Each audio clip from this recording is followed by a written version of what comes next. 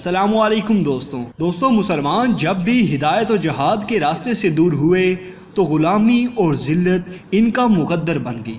ہمارا تابناک ماضی ہماری پہچان ہے۔ تاریخ اسلام میں خلفائے راشدین کے بعد بہت سے مجاہدین اور سلاطین گزرے جو بہت مشہور ہوئے اور جنہوں نے صلیبیوں کے دانت کھٹے کیے۔ ان میں میرے پیر و مرشد سلطان صلاح الدین ایوبی، سلطان عماد الدین زنگی، سلطان نور الدین زنگی، سلطان رکن الدین بیبرس، سلطان علی ارسلان وغیرہ شامل ہیں۔ میں تاریخ اسلام سے ایک ایسے عظیم مجاہد کا ذکر کرنے جا رہا ہوں جن کے نام سے بہت کم لوگ واقف ہیں، جنہوں نے مسلمانوں کی آزادی کی جدوجہد کے لیے جہاد کا راستہ اپنایا اور بہت سی قربانیاں دی، اور اس طرح مسلمانوں کے لیے ایک روشن دور کا آغاز ہوا۔ خلافت عباسیہ کا خاتمہ ہو چکا تھا اور اس وقت تمام ترک قبیلوں کی صورت میں رہتے تھے۔ یہ تمام قبیلے خانہ بدوش تھے۔ یہ قبیلے سفر کرتے اور جہاں سرسبز علاقہ دیکھتے وہاں پر آباد ہو جاتے۔ ان میں ایک کائی قبیلہ تھا جو تعداد کے لحاظ سے کافی مضبوط اور طاقتور تھا۔ سلیمان شاہ کائی قبیلے کے سردار تھے جو سچے مسلمان، نڈر اور رحم دل انسان تھے۔ ان کے مقاصد میں اسلام کی اشاعت اور انصاف کا بول بالا کرنا شامل تھا، کیونکہ یہی وہ وقت تھا جب مسلمان ہر جگہ کمزوری کا شکار تھے۔ منگول ہلاکو خان کی سربراہی میں بڑھتے چلے آ رہے تھے اور خلافت عباسیہ کے بعد سلجوق سلطنت ان کی منزل تھی۔ بازنطینی سلطنت کے صلیبی اپنی سازشوں کے جال بن رہے تھے۔ مسلمانوں کی مضبوط اور طاقتور سلجوقی سلطنت اب زوال کے قریب تھی۔ ان حالات میں ضروری تھا کہ مسلمانوں کی تعداد کو بڑھایا جائے۔ سردار سلیمان شاہ کے 4 بیٹے تھے جو بہت بہادر اور جنگجو تھے۔ سلیمان شاہ تمام ترک قبائل کو متحد کرنا چاہتے تھے تاکہ مسلمانوں کو صلیبیوں کی ریشہ سے بچایا جا سکے۔ شام کے علاقے حلب پر سلطان صلاح الدین ایوبی کے پوتے سلطان ملک العزیز ایوبی کی حکومت تھی، جبکہ اناطولیہ میں سلجوق سلطان علاء الدین کیقوباد کی حکومت تھی۔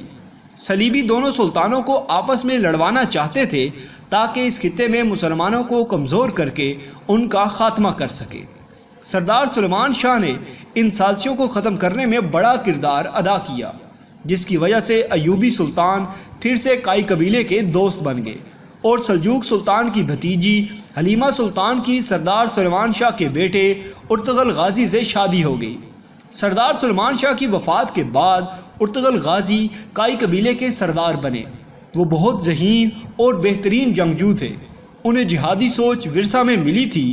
انہوں نے سردار بننے کے بعد صلیبیوں کا ڈٹ کر مقابلہ کیا، ان کی سازشوں کو ناکام کیا اور ان کے مشہور قلعے کارا چاہسار کو فتح کیا۔ بہادری، شجاعت اور وفاداری کی وجہ سے سلطان علاء الدین کیقوباد نے ارطغرل غازی کو تمام اغوز قبائل کا سردار اعلیٰ اور اناطولیہ کے سرحدی علاقے جو بازنطین کے قریب تھے ان کا نگران بنا دیا۔ ارطغرل غازی کے ہاں 3 بیٹے گندوز، ساوچی اور عثمان پیدا ہوئے۔ عثمان بھائیوں میں چھوٹے تھے۔ ارطغرل غازی نے ان کی دینی اور جنگی تربیت کی اور وہ بڑے ہو کر والد کے شانہ بشانہ جہاد میں شامل ہوتے رہے۔ سلطان ارطغرل غازی ایک مقصد کے لیے لڑ رہے تھے۔ انہوں نے منگولوں کے بڑے بڑے سپہ سالار قتل کیے، جن میں نوجان اور آلنچک مشہور ہیں۔ سلجوق سلطنت منگولوں کے ہاتھوں ختم ہو چکی تھی۔ تغرل نے تمام ترک قبیلوں کو سوگوت میں اکٹھا کیا، صلیبیوں سے چھینے گئے علاقوں کو ایک ریاست کی شکل دی اور تعلیم و تربیت کے لیے درسگاہیں تعمیر کی گئیں تاکہ لوگ جدید علوم سے بہرور ہوں اور اس طرح مضبوط اسلامی معاشرے کی بنیاد رکھی جا سکے۔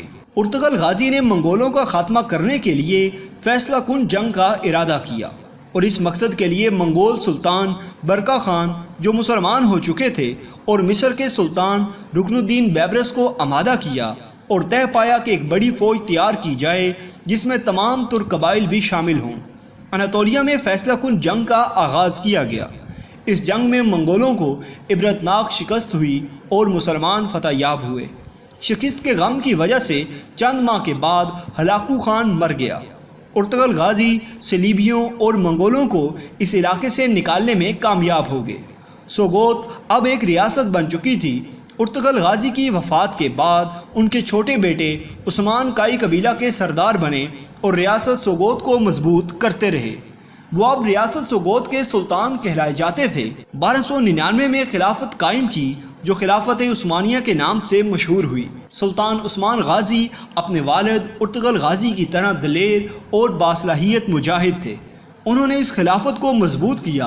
ارطغرل غازی کی اولاد سے سلطنت عثمانیہ کے 7ویں سلطان محمد ثانی، جنہوں نے قسطنطنیہ کو فتح کیا اور نبی کریم صلی اللہ علیہ وسلم کی بشارت کے حقدار ٹھہرے، اور سلطان محمد الفاتح کے نام سے مشہور ہوئے۔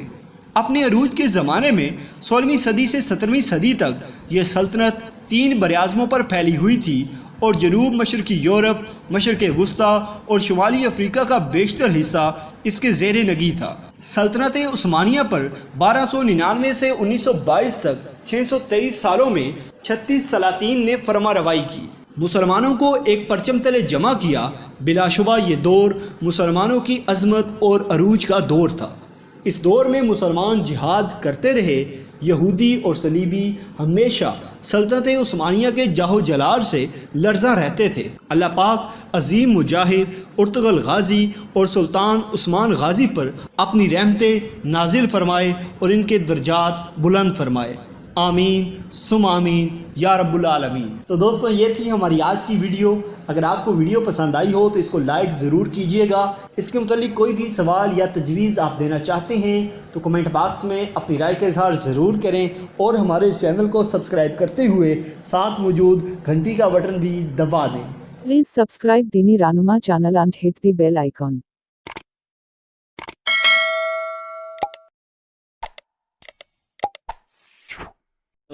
کہتی گئے پھولوں کی ردا اللہ اللہ، اشجار کے پتوں نے کہا اللہ۔